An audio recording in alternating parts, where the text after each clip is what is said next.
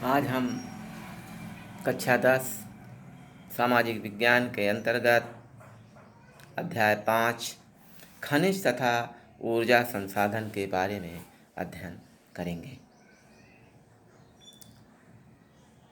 पहले हम भूपर्पटी किसे कहते हैं इसको जानिए।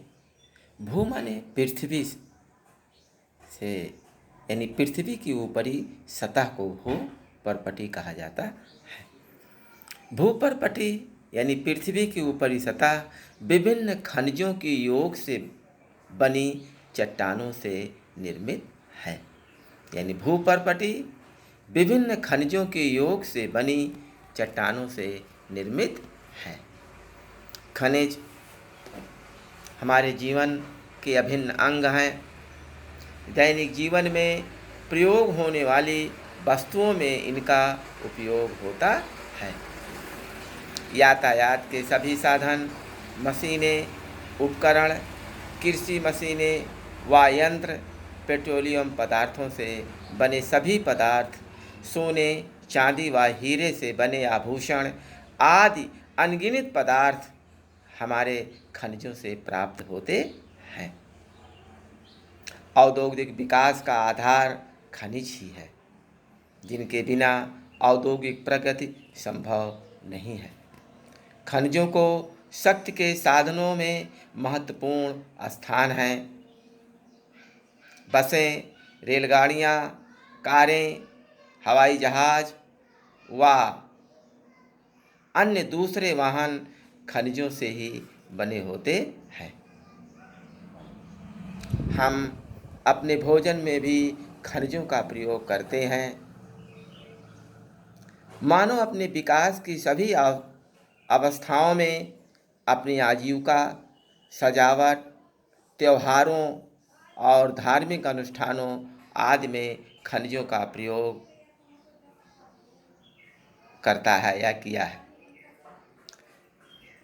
दांतों की सफाई के लिए यानी दंतमंजन, जो दांतों को साफ करते हैं, जो दंतमंजन दांतों में चमक पैदा करते हैं, उसमें उपस्थित अभ्रक के कारण होता है, जो एक खनिज है। कुछ अपघर्षक खनिज जैसे सिलिका, चूना पत्थर, एल्युमिनियम ऑक्साइड व विभिन्न फास्फेट खनिज स्वच्छता को में मदद करते हैं।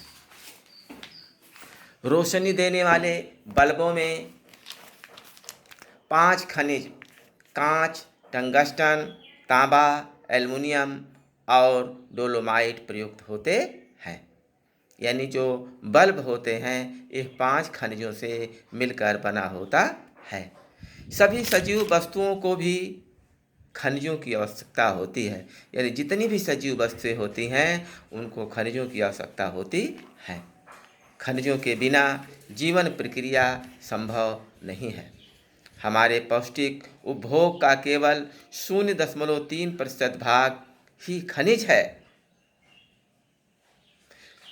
0.3% भाग होने के बावजूद भी ये इतने महत्वपूर्ण और गुणकारी हैं कि इनके बिना 99.7% भोज्य पदार्थों का उपयोग करने में असमर्थ होंगे। यानी 0.3% जो खनिज हैं 99.7% खनिजों को के उपयोग में महत्वपूर्ण भूमिका निभाते हैं। खनिज क्या है? खनिज उन प्राकृतिक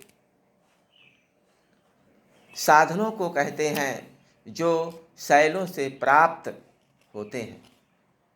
यानी खनिज उन प्राकृतिक साधनों को कहते हैं जो शैलों से प्राप्त होते हैं। भूवैज्ञानिकों के अनुसार खनिज प्राकृतिक रूप से विद्यमान एक ऐसा समरूप तत्व है जिसकी एक आंतरिक संरचना होती है। खनिज प्रकृति में अनेक रूपों में पाए जाते हैं।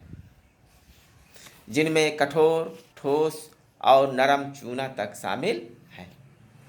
अब तक 2000 से अधिक खनिजों की पहचान हो चुकी है।